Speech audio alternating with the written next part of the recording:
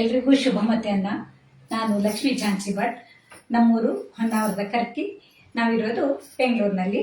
ನಾನಿವತ್ತು ಅಮೂಲ್ ಕನ್ನಡ ಪೇಜ್ಗಾಗಿ purple potato sweet potato kulcha ಅಂದರೆ ಪನೀರನ್ನು ಹಾಕಿ ಮಾಡ್ತಾ ಇದ್ದೀನಿ. ಯಾವಾಗಲೂ ನೀವು ಸ್ವೀಟ್ ಪೊಟೇಟೊವನ್ನು ಬಿಳೆ ಕಲರ್ನಲ್ಲಿ ಅಥವಾ ಹಳದಿ ಕಲರ್ನಲ್ಲಿ ನೋಡ್ತೀರಾ. ನಾನಿವತ್ತು ಈ ಪರ್ಪಲ್ ಸ್ವೀಟ್ ಪೊಟೇಟೊ ನೋಡಿ, ಇದರಲ್ಲಿ ವಿಟಮಿನ್ಸ್ ಎಲ್ಲ ಜಾಸ್ತಿ ಇದೆ ಅಂತ ಹೇಳೋದು. ಇದು ಅಪರೂಪಕ್ಕೆ ಸಿಗುವಂಥದ್ದು. ಇದನ್ನು ಉಪಯೋಗಿಸಿ ನೋಡಿ, ಈ ರೀತಿ ಇರುತ್ತೆ. ಇದನ್ನು ನಾನು ಕುಕ್ಕರ್ನಲ್ಲಿ ಬೇಯಿಸಿದವಾಗ ಯಾವ ರೀತಿ ಕಾಣಿಸುತ್ತೆ ಅಂತ ತೋರಿಸ್ತೀನಿ. ಇದೇ ಕಲರ್, ಪರ್ಪಲ್ ಕಲರ್ ಬರುತ್ತೆ.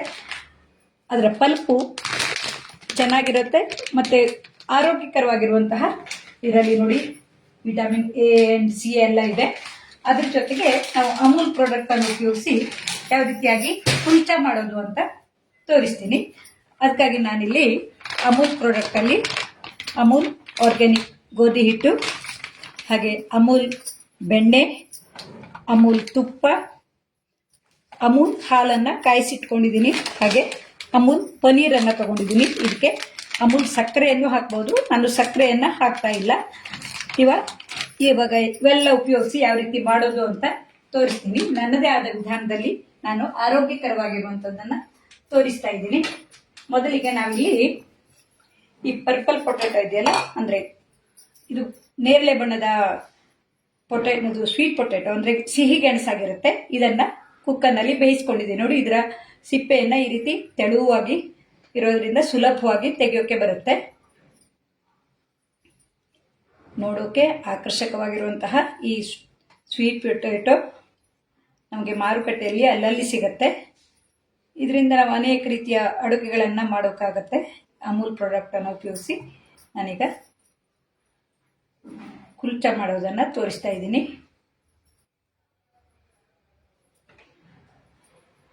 ನಾನ್ ಮತ್ತೆ ಕುಲ್ಚಾ ಮಾಡೋಕ್ಕೆ ಕೆಂಡದ ಒಲೆ ಬೇಕಾಗಿರುತ್ತೆ. ಆದರೆ ನಾನಿಲ್ಲಿ ತವಾದಲ್ಲಿ ಯಾವ ರೀತಿಯಾಗಿ ಮಾಡೋದು ಅಂತ ತೋರಿಸ್ತೀನಿ. ನೋಡಿ, ಇದರ ಸಿಪ್ಪೆಯನ್ನು ಈ ರೀತಿ ತೆಕ್ಕೊಂಡ್ರೆ ಒಳ್ಳೆಯದು. ತೆಗಲಿಕ್ಕೆ ಆಗಲಿಲ್ಲ ಅಂದರೂ ಏನು ಪರವಾಗಿಲ್ಲ, ಯಾಕೆಂದರೆ ನಾವು ಇದನ್ನು ಚೆನ್ನಾಗಿ ತೊಳೆದಿರ್ತೀವಿ. ಸಿಪ್ಪೆ ಸಹಿತ ಇದ್ರೂ ಪರವಾಗಿಲ್ಲ.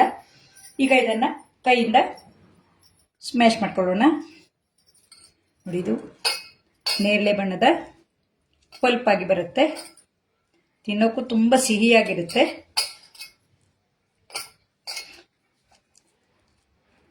ಇದ್ರ ಜೊತೆಗೆ ನಾವು ಈಗ ಅಮೂಲ್ ಪ್ರಾಡಕ್ಟನ್ನೆಲ್ಲ ಉಪಯೋಗಿಸಿದಾಗ ತುಂಬ ರುಚಿಯು ಜಾಸ್ತಿಯಾಗಿ ಬರುತ್ತೆ. ನೋಡಿ, ಇದನ್ನು ಸುಲಭವಾಗಿ ಈ ರೀತಿ ಕೈಯಿಂದನೇ ಹೀಗೆ ಪುಡಿ ಪುಡಿಯಾಗಿ ಮಾಡ್ಕೊಳ್ಳೋಕೆ ಬರುತ್ತೆ. ಕಾಣಿಸ್ತಾ ಇದೆಯಲ್ಲ. ಇದಕ್ಕೆ ನಾನಿಲ್ಲಿ ರುಚಿಗೆ ತಕ್ಕಷ್ಟು ಉಪ್ಪು,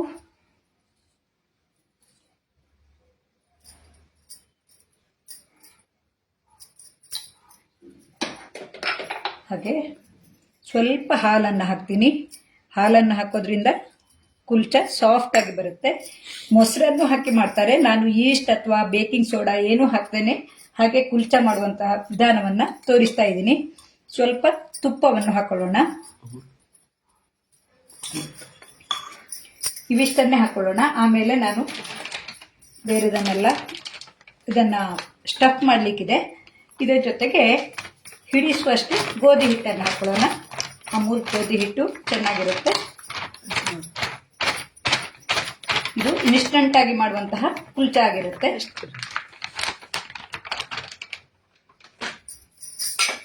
ಇದ್ರ ಜೊತೆಗೆ ನಾವು ಎಷ್ಟು ಹಿಟ್ಟು ಹಿಡಿಯುತ್ತೋ ಅಷ್ಟು ಹಿಟ್ಟನ್ನು ಹಾಕ್ಕೊಂಡು ಕಲಿಸ್ಕೋಬೇಕು. ಸಾಧಾರಣ 1 ಕಪ್ ಬೇಕಾಗತ್ತೆ. ಹೀಗೆ ಬಣ್ಣದ ಮಾಡಿಕೊಟ್ರೆ ಮಕ್ಕಳಿಗೂ ಖುಷಿಯಾಗಿ ತಿಂತಾರೆ. ನಾವು ಹೊರಗಡೆಯಿಂದ ಕುಲ್ಚಾ, ನಾನ್ ಇತ್ಯಾದಿಗಳನ್ನು ತರೋ ಬದಲಿಗೆ ನಾವು ಮನೆಯಲ್ಲೇ ಈ ರೀತಿಯಾಗಿ ಮಾಡಿಕೊಂಡ್ರೆ ಆರೋಗ್ಯಕರವಾಗಿರುತ್ತೆ.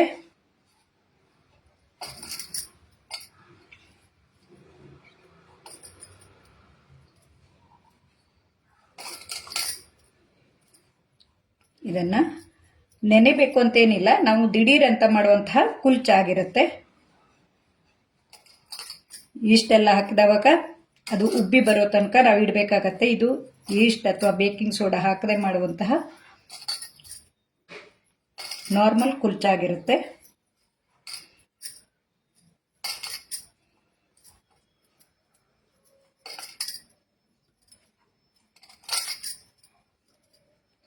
ಇದಕ್ಕೆ ನೀರಿನ ಬದಲು ಸ್ವಲ್ಪ ಹಾಲನ್ನೇ ಹಾಕಿ ಕಾಯಿಸ್ತಾ ಇದ್ದೀನಿ. ಅಮೂಲ್ ಹಾಲನ್ನು ಕಾಯಿಸಿ ಇಟ್ಕೊಂಡಿದ್ದೀನಿ.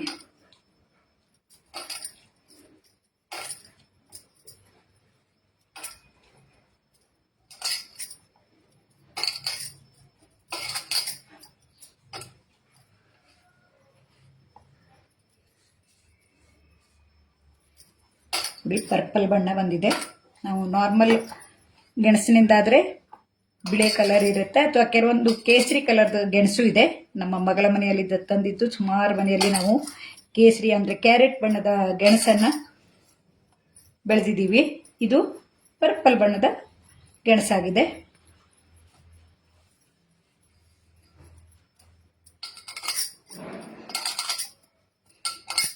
ಹಿಟ್ಟನ್ನು ಚೆನ್ನಾಗಿ ಮಿಶ್ರ ಆಗೋ ತನಕ ನಾದ್ಕೋಬೇಕು. ನೋಡಿ, ತುಪ್ಪ ಮತ್ತು ಹಾಲನ್ನು ಹಾಕಿರೋದ್ರಿಂದ ಸ್ವಲ್ಪನೂ ಪಾತ್ರೆಗೆ ಅಂಟ್ಕೊಳ್ಳಲ್ಲ.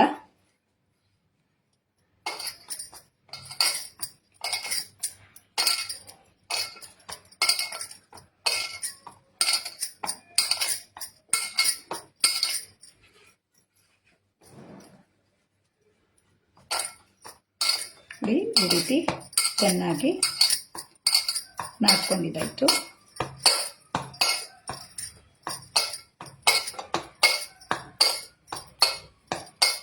ನೋಡಿ, ಈ ರೀತಿ ನಾವು ಎಲ್ಲ ಚಪಾತಿ ಹಿಟ್ಟೆಲ್ಲ ಕಲಿಸ್ತೀವಲ್ಲ ಅದೇ ರೀತಿಯೇ ಕಲಸಿಟ್ಕೊಳ್ಳೋದು. ಇದನ್ನು ಒಂದು ಕಡೆ ಇಟ್ಕೊತೀನಿ. ಇದೇ ಪಾತ್ರೆಯಲ್ಲಿ ನಾನು ಈಗ ಪನ್ನೀರ್ ಮಿಶ್ರಣವನ್ನು ಮಾಡ್ಕೊತೀನಿ. ಪನ್ನೀರ್ಗೆ ನಾನು ತುಂಬ ಮಸಾಲೆ ಏನೂ ಹಾಕ್ತಾ ಇಲ್ಲ, ನಾರ್ಮಲ್ ಕುಲ್ಚಾ ಮಾಡ್ತಾ ಇರೋದ್ರಿಂದ. ನೋಡಿ, ಪನ್ನೀರ್ನಲ್ಲೂ ತುಂಬ ರೀತಿಯ ಅಮೂಲ್ ಪನ್ನೀರ್ ಸಿಗುತ್ತೆ. ಇದು ಮಲಾಯಿ ಪನ್ನೀರ್ ಅಂತ. ಇದಕ್ಕೆ ಎಕ್ಸ್ಟ್ರಾ 50 ಗ್ರಾಮ್ ಇರೋದ್ರಿಂದ ಸ್ವಲ್ಪ ಜಾಸ್ತಿನೇ ಬರುತ್ತೆ. ಈ ಪನ್ನೀರನ್ನು ಸ್ವಲ್ಪ ಮೊದಲೇ ತೆಗೆದಿಟ್ಕೊಂಡ್ರೆ ನಮಗೆ ಪುಡಿ ಮಾಡೋಕ್ಕೆ ಸುಲಭ ಆಗುತ್ತೆ. ಇಲ್ಲಾಂದರೆ ಸ್ವಲ್ಪ ಗಟ್ಟಿಯಾಗಿರೋದ್ರಿಂದ ಇದನ್ನು ತುರ್ಕೋಬೇಕಾಗತ್ತೆ. ನಾನು ಇದನ್ನು ತಂದಿದ್ದನ್ನು ಹಾಗೆ ಇಟ್ಟಿದ್ದೆ, ಹಾಗಾಗಿ ಸ್ವಲ್ಪ ಗಟ್ಟಿ ಇದೆ, ಕೈಯಿಂದ ಸ್ಮ್ಯಾಶ್ ಮಾಡೋಕ್ಕೆ ಬರ್ತಿಲ್ಲ. ಹಾಗಾಗಿ ಇದನ್ನು ತುರ್ಕೋತೀನಿ.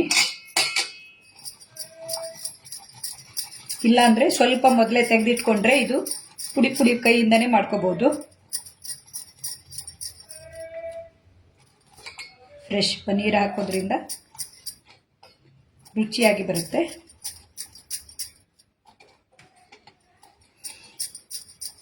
ಇವನ್ನೆಲ್ಲ ನಾವು ಆನ್ಲೈನಲ್ಲಿ ಸುಲಭವಾಗಿ ತರಿಸ್ಕೋಬಹುದು. ನಾವು ಲೈವ್ ಅಡುಗೆ ಮಾಡ್ತೀವಿ ಅಂದರೆ ನಾವು ಇಲ್ಲೆಲ್ಲ ರೆಡಿ ಮಾಡ್ಕೊಳ್ಳೋದ್ರೊಳಗೆ ಆನ್ಲೈನಲ್ಲಿ ಬುಕ್ ಮಾಡಿದರೆ ಮನೆ ಬಾಗಿಲಿಗೆ ಬಂದು ಬರುತ್ತೆ.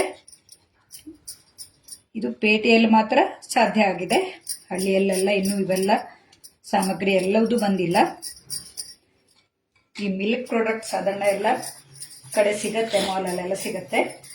ಇದು ಗ್ರೋಸರಿ ಅದೆಲ್ಲ ಆನ್ಲೈನಲ್ಲೇ ತಗೋಬೇಕಾಗತ್ತೆ. ಆದರೂ ಅಮೂಲ್ ಪ್ರಾಡಕ್ಟನ್ನು ಉಪಯೋಗಿಸಿ ನಾನಂತೂ ಈಗಾಗಲೇ 20-25 ರೀತಿ ಅಡುಗೆಯನ್ನು ಮಾಡಿದ್ದೀನಿ. ಹಾಗೆ ನನ್ನ ಗೆಳತಿಯರೆಲ್ಲರೂ ದಿನಾಲು 3-4 ಮಂದಿ ಬೇರೆ ಬೇರೆ ರೀತಿಯ ಅಡುಗೆಗಳನ್ನು ಮಾಡ್ಕೊಂಡಿದ್ದಾರೆ. ಇದರ ಸ್ಟಫಿಂಗಿಗೆ ಎಷ್ಟು ಬೇಕೋ ಅಷ್ಟು ಪನ್ನೀರನ್ನು ಈ ರೀತಿ ಸ್ಮ್ಯಾಶ್ ಮಾಡ್ಕೊಂಡು ಬಿಡೋಣ. ಸ್ವಲ್ಪ ಮೊದಲೇ ತೆಗೆದಿಟ್ರೆ ಕೈಯಿಂದನೇ ನಾವು ಸ್ಮ್ಯಾಶ್ ಮಾಡ್ಕೊಳ್ಳೋಕ್ಕೆ ಬರ್ತಿತ್ತು. ನೋಡಿ, ಒಂದೊಂದು ಮೆದುವಾಗಿದೆ.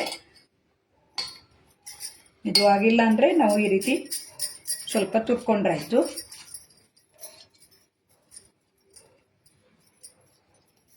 ಈ ಪನ್ನೀರನ್ನು ತುರ್ಕೊಂಡ ನಂತರ ಇದಕ್ಕೆ ಸ್ವಲ್ಪ ಉಪ್ಪು, ತುಂಬ ಬೇಡ, ನಾವು ಈಗಾಗಲೇ ಕುಲ್ಚಾ ಹಿಟ್ಟಿಗೆ ಹಾಕಿದ್ದಿರ್ತೀವಿ ಉಪ್ಪನ್ನು, ಸ್ವಲ್ಪ ಉಪ್ಪು. ಹಾಗೆ ಇದಕ್ಕೆ ಖಾರಕ್ಕೆ ನಾನು ಏನೂ ಹಾಕ್ತಾ ಇಲ್ಲ, ಹಾಗೆ ಮಾಡ್ತಾ ಇದ್ದೀನಿ. ಇದು ಕೊತ್ತಂಬರಿ ಪುಡಿ, ಇವೆಲ್ಲ ತುಂಬ ರುಚಿಯನ್ನು ಕೊಡುತ್ತೆ. ಸ್ವಲ್ಪ ಜೀರಿಗೆ ಪುಡಿ,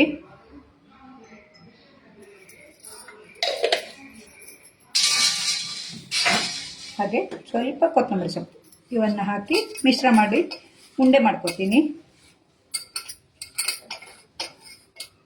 ನಿಮಗೆ ಖಾರ ಬೇಕು ಅಂದರೆ ಖಾರನೂ ಹಾಕ್ಕೋಬಹುದು. ನಾನಿಲ್ಲಿ ಖಾರವನ್ನು ಬಳಸ್ತಾ ಇಲ್ಲ. ಮಸಾಲೆನೂ ಅಷ್ಟೇ, ನಿಮಗೆ ಗರಂ ಮಸಾಲೆ ಇತ್ಯಾದಿಗಳೆಲ್ಲವನ್ನು ಹಾಕ್ಕೊಳ್ಬೋದು. ಇದನ್ನು ನಾವು ಈ ರೀತಿ ಮಿಶ್ರ ಮಾಡಿಕೊಂಡು ಪುಟ್ಟ ಪುಟ್ಟ ಉಂಡೆ ಮಾಡ್ಕೊಳ್ಳೋಣ. ನಾವು ಎಷ್ಟು ದೊಡ್ಡ ನಾನ್ ಮಾಡ್ತೀವೋ ಅದಕ್ಕೆ ಸರಿಯಾಗುವ ಹಾಗೆ ಈ ಉಂಡೆಗಳನ್ನು ಮಾಡಿಟ್ಕೊಳ್ಳೋದು. ನಾನಿಲ್ಲಿ 4 ಮಾಡಿ ತೋರಿಸ್ತಾ ಇದ್ದೀನಿ.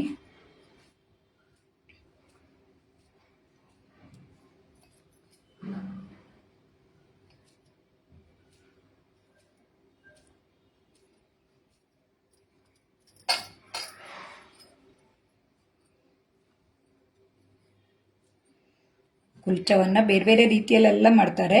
ನಾನು ನನ್ನದೇ ಆದ ರೀತಿಯಲ್ಲಿ ಸುಲಭವಾಗಿ ಮಾಡುವಂತಹ ವಿಧಾನವನ್ನು ತೋರಿಸ್ತಾ ಇದ್ದೀನಿ.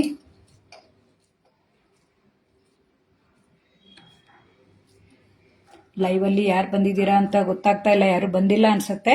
ಯಾರಾದರೂ ಬಂದದಿದ್ರೆ ಕಮೆಂಟ್ ಮಾಡಿ, ಇಲ್ಲ ಅಂದರೆ ನೀವು ಆಮೇಲೂ ಯಾವಾಗಲೂ ನೋಡ್ಬೋದು.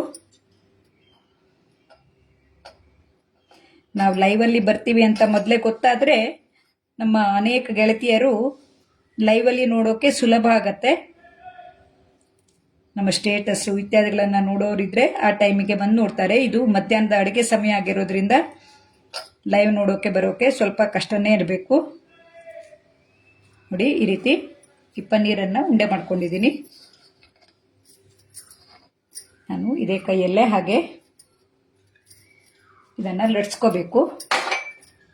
ಅಡುಗೆ ಮನೆ ಕಟ್ಟೆ ಚಿಕ್ಕದಾಗಿರೋದ್ರಿಂದ ಇದರಲ್ಲೇ ಅಡ್ಜಸ್ಟ್ ಮಾಡಿಕೊಂಡು ಮಾಡಬೇಕಾಗತ್ತೆ.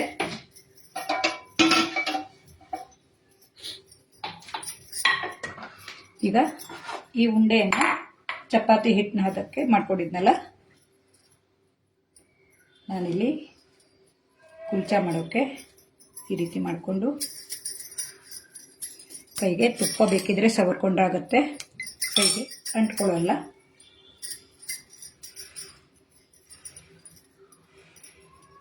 ಈ ರೀತಿ ಅಗಲ ಮಾಡಿಕೊಂಡು ಈ ಪನ್ನೀರ್ ಉಂಡೆಯನ್ನು ಇಟ್ಟು ನಾವು ಸ್ಟಫ್ ಮಾಡ್ಕೊಳ್ಳೋದು.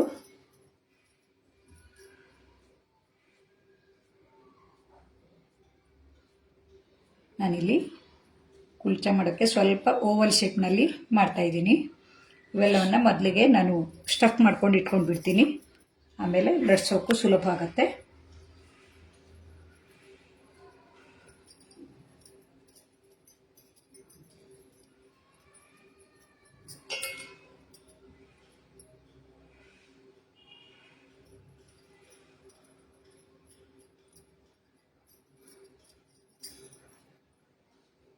ಸ್ಟಫಿಂಗು ಸರಿಯಾಗಿ ತುಂಬಿಕೊಂಡ ನಂತರ ನಾವು ಓವಲ್ ಶೇಪ್ ಕೊಟ್ಕೋಬೇಕು.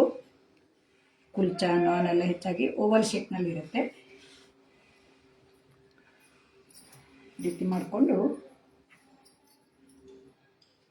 ನಾನು ಸಣ್ಣದಾಗಿ ಚಪಾತಿ ಕಾಲಿಯನ್ನು ಗ್ಯಾಸ್ ಒಲೆಯನ್ನು ಬಿಸಿಟ್ಕೊಳ್ತೀನಿ. ಸವಿತಾ ಕಿರಣ್ ಬಂದಿದ್ದಾರೆ. Super, thank you Savita Kiran.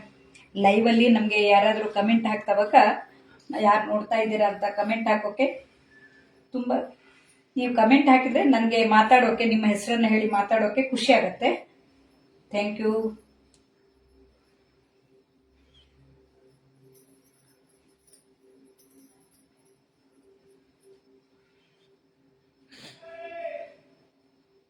ನೋಡಿ, ರೀತಿ ನಾನು 4 ಮಾಡಿಕೊಂಡು ತೋರಿಸ್ತೀನಿ. ತುಂಬ ಸಮಯವನ್ನು ಇದರಲ್ಲಿ ಮಾಡ್ತಾ ಇರೋದ್ರಿಂದ ನೋಡೋರಿಗೂ ತುಂಬ ಬೋರ್ ಆಗುತ್ತೆ, ಇದೇನು ಮಾಡಿದ್ದೇ ಮಾಡ್ತಾ ಇದ್ದಾರೆ ಅಂತ.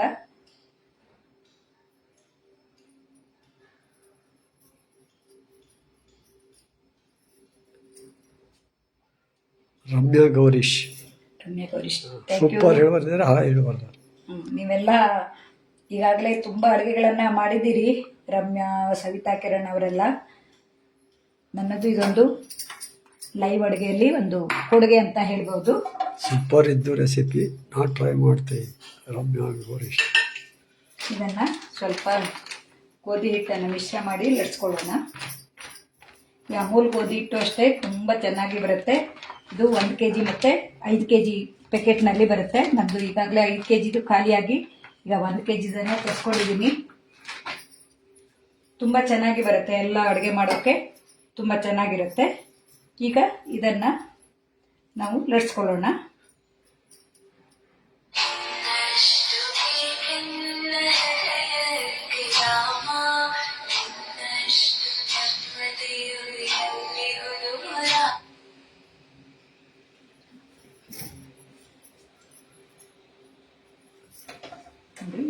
ಲಟ್ಸ್ಕೊಳ್ಳೋಣ. ನಾವು ಆದಷ್ಟು ಓವಲ್ ಶೇಪ್ನಲ್ಲೇ ಲಟ್ಸ್ಕೊಳ್ಳೋಣ. ಹಿಟ್ಟನ್ನು ಹಚ್ಕೊಳ್ದೇ ಇದ್ರೆ ನಮಗೆ ಲಟ್ಸೋಕೆ ಬರೋಲ್ಲ. ಹಿಟ್ಟು ಜಾಸ್ತಿ ಆದರೆ ಈ ರೀತಿ ಆಗುತ್ತೆ.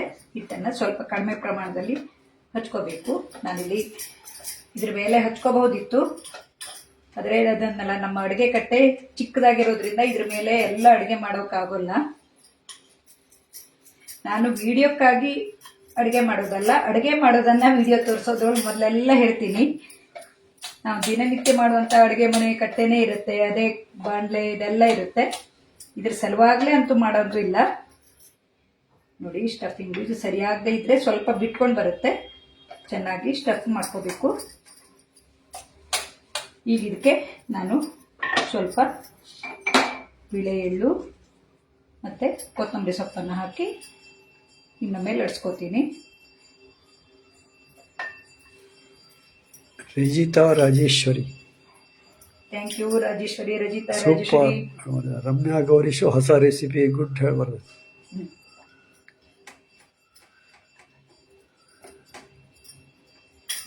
ಈ ರೀತಿ ನಾವು ಇದಕ್ಕೆ ಅಂಟಿಸ್ಕೊಳ್ಳುವ ಹಾಗೆ ಸ್ವಲ್ಪ ಲಟ್ಟಣಿಗೆಯಿಂದ ಲಟ್ಸ್ಕೋಬೇಕು. ಇದನ್ನು ಲಟ್ಸಿ ಒಂದ್ಸಲ ಇಟ್ಕೊಳ್ಳೋಣ. ಯಾಕೆಂದರೆ ಕಾವಲಿಯಲ್ಲಿ ಒಮ್ಮೆಲೆ 2 ಅಥವಾ 4 ಮಾಡೋಕ್ಕೆ ಆಗತ್ತಾ ನೋಡ್ತೀನಿ. ಇದಕ್ಕೆ ನಾನು ಈಗ ತುಪ್ಪ ಸವರ್ಕೊಂಡು ಲಟ್ಸೋಕೆ ನೋಡ್ತೀನಿ. ತುಂಬ ಹಿಟ್ಟಾದರೆ ನೋಡೋಕ್ಕೂ ಚೆನ್ನಾಗಿರೋಲ್ಲ.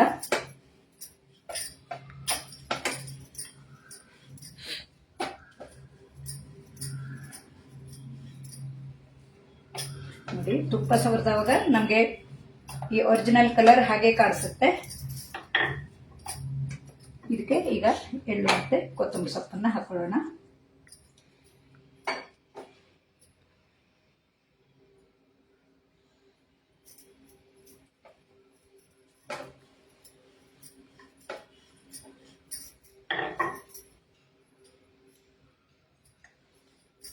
ಈಗ ಕಾವಲಿ ಚೆನ್ನಾಗಿ ಕಾಯಲಿ.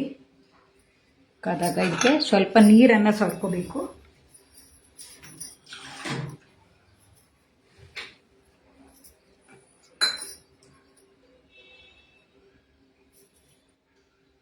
ಇದಕ್ಕೆ ಒಂದು ಕಡೆ ಸ್ವಲ್ಪ ನೀರನ್ನು ಸವರ್ಕೊಂಡು ಈ ಚಪಾತಿ ಕಾವಲಿಗೆ ಹಾಕಬೇಕು.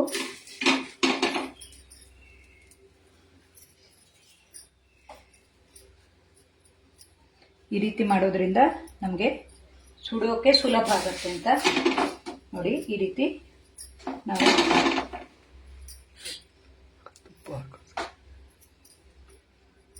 ಕಾವಲಿಯಲ್ಲಿ ಚೆನ್ನಾಗಿ ಬೇಯಿಸ್ಕೋಬೇಕು. ಒಂದು ಕಡೆ ಚೆನ್ನಾಗಿ ಬೆಂದ ನಂತರ ನಾವು ಈ ಕಡೆ ಹಾಕೋಕೆ ಡೈರೆಕ್ಟ್ ಒಲೆಯಲ್ಲಿ ಇಡಬೇಕು. ಕೆಲವರು ಗ್ಯಾಸ್ ಒಲೆ ಉರಿ ಒಳ್ಳೇದಲ್ಲ ಅಂತಾರೆ, ಆದರೆ ನಮಗೆ ಕೆಂಡದ ಒಲೆ ಅಥವಾ ಯಾವುದೂ ಲಭ್ಯ ಇಲ್ಲದೆ ಇರುವಾಗ ಈ ರೀತಿ ಮಾಡೋದಾಗಿರುತ್ತೆ. ಇದಕ್ಕೆ ಪರ್ಯಾಯ ವ್ಯವಸ್ಥೆ ಬೇರೆದೇನಾದರೂ ಇದ್ರೆ ಹುಡ್ಕೋಬೇಕಾಗತ್ತೆ.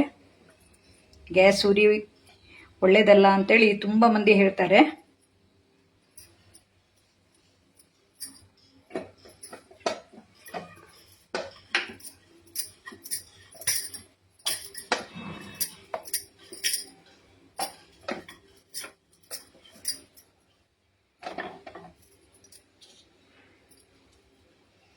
ನಮಗೆ ಇದು ಒಂದು ಸೈಡು ಬೆಂದಿದೆ ಅಂತ ಗೊತ್ತಾಗೋದು ಸ್ವಲ್ಪ ಸಣ್ಣ ಸಣ್ಣ ಗುಳ್ಳೆ ಬಂದ ನಂತರ ನಾವು ಈ ಕಡೆ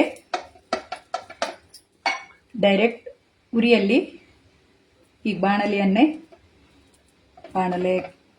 ತವಾ ಯಾವ್ದು ಹೇಳ್ತಿರೋ ಗೊತ್ತಿಲ್ಲ, ನಮ್ಮಲ್ಲಿ ನಾವು ಚಪಾತಿ ಬಂಡಿ ಅನ್ನೋದು. ಕಾವಲಿ ಅಂದರೆ ಬಹುಶಃ ದೋಸೆ ಕಾವಲಿ, ಚಪಾತಿ ಕಾವಲಿ ಅಂತಾರೆ.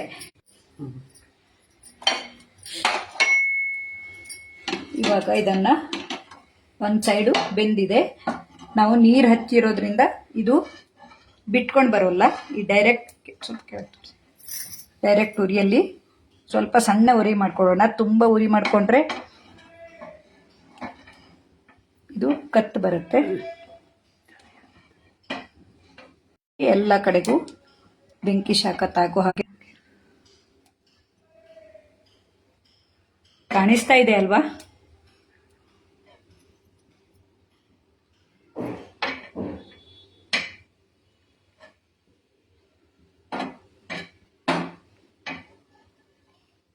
ಕೆಂಡದ ಒಲೆ ಆದ್ರೆ ಕೆಂಡದ ಘಮ ಚೆನ್ನಾಗಿ ಬರುತ್ತೆ.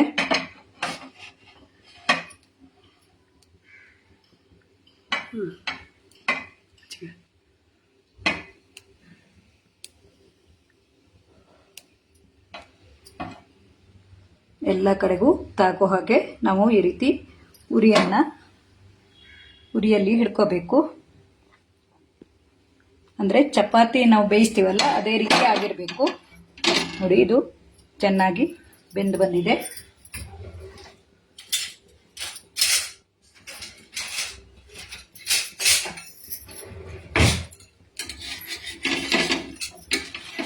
ನಾವು ನೀರನ್ನು ಹತ್ತಿರೋದ್ರಿಂದ ಈ ಕಡೆ ಹಿಡ್ಕೊಂಡು ನೋಡಿ ಚೆನ್ನಾಗಿ ಬೆಂದಿರುತ್ತೆ. ಬೇಕಿದ್ರೆ ನಿಮಗೆ ಬೆಂದಿಲ್ಲ ಅಂತ ಅನಿಸಿದರೆ ಇನ್ನೊಮ್ಮೆ ಈ ಕಡೆ ನಾವು ವೀರ ರೇಖಾ ಕಟಾರಿಯ ಸೂಪರ್ ರೇಖಾ, ಥ್ಯಾಂಕ್ ಯು. ನೀವೆಲ್ಲ ಲೈವ್ ಅಲ್ಲಿ ಬಂದು ವಾರಕ್ಕೊಮ್ಮೆ ಅಡುಗೆ ಮಾಡ್ತಾ ಇರುವಂತವರು ಈಗ ನನಗೆ ಹೊಸದಾಗಿ ಗೆಳತಿಯರಾಗಿದ್ದೀರಾ. ತುಂಬಾ ಮಂದಿ ಲೈವ್ ಅಲ್ಲಿ ಅಡುಗೆ ಮಾಡುವವರು ನಾವು ದಿನನಿತ್ಯ ಅವರ ಅಡುಗೆನು ನಾವು ನೋಡ್ತೀವಲ್ಲ, ನಮ್ಮ ಅಡುಗೆನು ಅವರು ನೋಡ್ತಾ ಇರೋದಕ್ಕೆ ನಾವು ಫ್ರೆಂಡ್ಸ್ ಆಗಿದ್ದೀವಿ. ಇದರಿಂದ ಎಷ್ಟೋ ಮಂದಿ ಫ್ರೆಂಡ್ಸ್ ಸಿಕ್ಕಿದ್ದಾರೆ. ಈ ಅಮೂಲ್ ಕನ್ನಡ ಪೇಜ್ನಲ್ಲಿ ಈ ರೀತಿ ಲೈವ್ ಅಡುಗೆ ಮಾಡೋದ್ರಿಂದ ನಮ್ಗೆ ಅನೇಕರ ಪರಿಚಯ ಆಗತ್ತೆ, ಅನೇಕರ ಅಭಿಪ್ರಾಯ ಗೊತ್ತಾಗತ್ತೆ, ಹೊಸ ಹೊಸ ಅಡುಗೆ ಕಲಿಬಹುದು, ನಮ್ಮ ಅಡುಗೆನೂ ಅವ್ರು ಟ್ರೈ ಮಾಡೋಕೆ ಆಗತ್ತೆ. ಈ ರೀತಿ ನಾವು ಎರಡೂ ಕಡೆ ಚೆನ್ನಾಗಿ ಬೇಯಿಸ್ಕೊಂಡ್ರೆ sweet potato paneer kulcha ready ಆಗತ್ತೆ. ಇದನ್ನೇ ನಾವು ಪರೋಟ ತರ ಮಾಡೋದು ಅಂದ್ರೆ ಹಾಗೆ ಲಟ್ಸಿ ಡೈರೆಕ್ಟ್ ಕಾವಲಿಯಲ್ಲಿ ತುಪ್ಪನೋ ಬೆಣ್ಣೆನೋ ಹಾಕಿ ಬೇಯಿಸೋದು. ನಾನು ಇದಕ್ಕೆ ಅಮೂಲ್ ಬೆಣ್ಣೆಯನ್ನು ಹಾಕಿ ತೋರಿಸ್ತೀನಿ. ಇದನ್ನ ನಾನು ಈ ರೀತಿ ಲಟ್ಸ್ಕೊಂಡ್ರು ಪರೋಟ ತರ ಬೇಯಿಸು ಮಾಡ್ತೀನಿ. ನೀರು ಹತ್ತಬೇಕಂತಿಲ್ಲ, ನಾನೀಗ ಪರೋಟ ತರ ಮಾಡಿ ತೋರಿಸ್ತಾ ಇದ್ದೀನಿ. ಕುಲ್ಚಾ ಆ ರೀತಿ ಆದ್ರೆ ಪರೋಟ ಅಂದ್ರೆ ಈ ರೀತಿ ಇರುತ್ತೆ.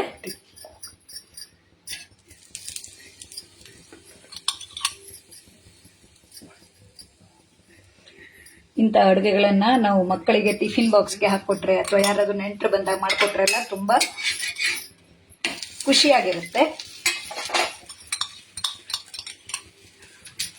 ಅಮೂಲ್ ತುಪ್ಪ ಅಥವಾ ಬೆಣ್ಣೆಯನ್ನು ಹಚ್ಚಿ ಈ ರೀತಿ ನಾವು ಪರೋಟ ತರನು ಮಾಡ್ಕೋಬಹುದು.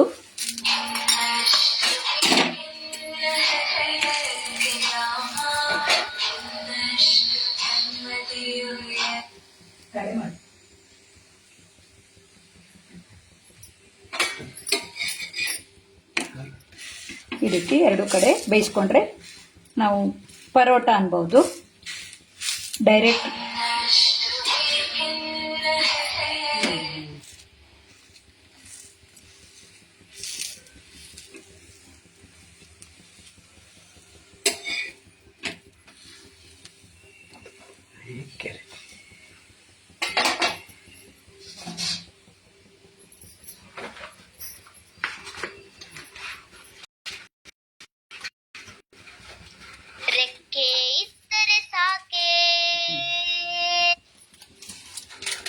ನೋಡಿ, ಇದು ಬಿಸಿ ಇರುವಾಗಲೇ ನಾವು ಬೆಣ್ಣೆಯನ್ನು ಹಚ್ಕೊಂಡ್ರೆ ಬಟರ್ ಕುಲ್ಚಾ ಆಗುತ್ತೆ.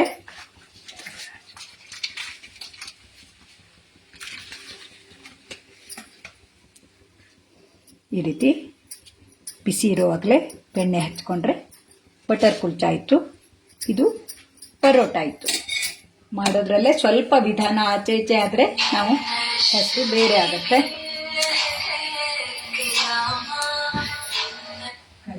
ಸ್ವಲ್ಪ ಕ್ಲಿಕ್ ಮಾಡಿ. ಫೋನ್ ಬರ್ತಾ ಇತ್ತು, ನಮ್ಮ ಮನೆಯವರು ಮೊಬೈಲಲ್ಲಿ ವಿಡಿಯೋ ಮಾಡ್ತಾ ಇದ್ರು.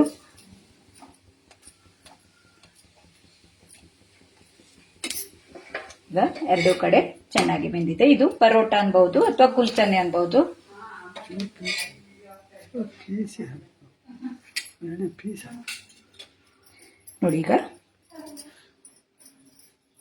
ಸ್ವೀಟ್ ಪೊಟೆಟೊ ಕುಲ್ಚಾ, ಪನ್ನೀರ್ ಕುಲ್ಚಾ ಅಥವಾ ಪರೋಟಾನೂ ಅನ್ಬೋದು. ನಾನು ಎರಡೂ ರೀತಿಯದ್ದು ಮಾಡಿ ತೋರಿಸಿದ್ದೀನಿ. ಅಮೂಲ್ ಪ್ರಾಡಕ್ಟನ್ನು ಉಪಯೋಗಿಸಿ ಮಾಡುವಂತಹ ಇಂತಹ ಆರೋಗ್ಯಕರವಾದ ಅಡುಗೆಯನ್ನು ನೀವು ಒಮ್ಮೆ ಮಾಡಿ ನೋಡಿ. ಈ ಸ್ವೀಟ್ ಪೊಟೆಟೊ ಕಲರ್ನಲ್ಲಿ ತುಂಬ ಚೆನ್ನಾಗಿರೋದ್ರಿಂದ ಆರೋಗ್ಯಕರವಾಗಿಯೂ ಇರುತ್ತೆ, ನೋಡೋಕ್ಕೂ ಚೆನ್ನಾಗಿರುತ್ತೆ.